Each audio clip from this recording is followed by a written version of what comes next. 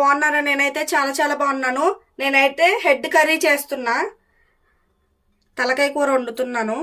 First అయితే కుక్కర్లో oil అయితే వేసుకుంటున్నా, కర్రీకి కావాల్సినంత.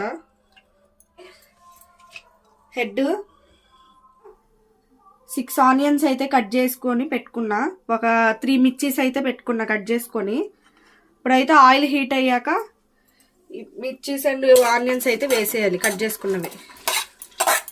ఫ్రై అవ్వడానికి సాల్ట్ అయితే వేసుకుంటున్నా, తగినంత వేసుకున్నా.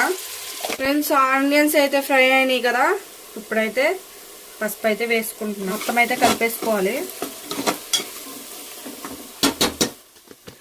ఫ్రెండ్స్, ఇప్పుడైతే నేను ఫ్రెష్గా నూనె పెట్టుకున్న అల్లం వెల్లుల్లి పేస్ట్ అయితే వేసుకుంటున్నా. 1.5 స్పూన్ అయితే వేసుకున్నాను. ఫ్రెండ్స్, అల్లం వెల్లుల్లి పేస్ట్ అయితే పచ్చివాసన పోయే వరకు అయితే ఫ్రై చేసుకున్నాం కదా, ఇప్పుడు ఇది వేసుకోవాలి.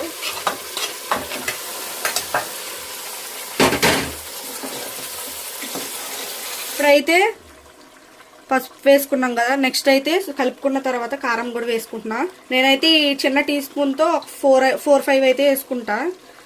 కారం తగ్గట్టు అయితే వేసుకుంటున్నా.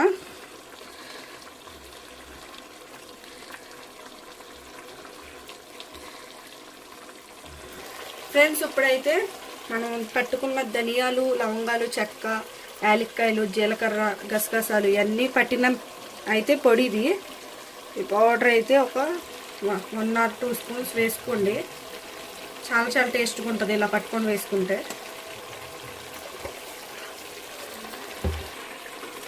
ఫ్రెండ్స్, ఇప్పుడైతే ఈ పౌడర్ వేసుకున్నాం కదా, మసాలా పౌడరు మొత్తం అయితే ఒకసారి కలిపేసుకోవాలి. ఈ హెడ్ కర్రీ అయితే బాగా ఉడకాలి కదా, ఒక 3 గ్లాస్ ఆఫ్ ఈ కర్రీ అయితే ఉడకడానికి ఒక 2 గ్లాస్ అయితే వాటర్ పోసుకుంటున్నా. బాగా ఇది కుక్ అయితే అవ్వాలి.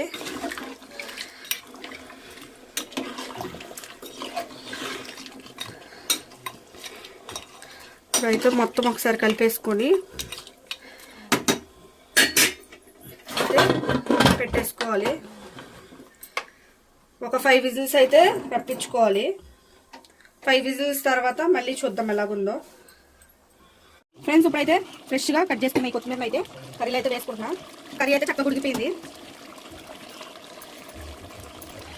నాన్ వెజ్ కర్రీలో కొత్తిమీర వేసుకుంటే అదొక ఫ్లేవర్ వస్తుంది కదా. మొత్తం అయితే ఒకసారి కలిపేసుకొని 1 మినిట్ అయితే మగ్గనివ్వాలి. ఇంకా కర్రీ అయితే రెడీ అయిపోయింది. నా వీడియో నచ్చినట్టయితే నా ఛానల్ని సబ్స్క్రైబ్ చేసుకోండి, లైక్ చేసుకోండి, షేర్ చేసుకోండి. ఈ విధంగా అయితే ట్రై చేయండి. సూపర్.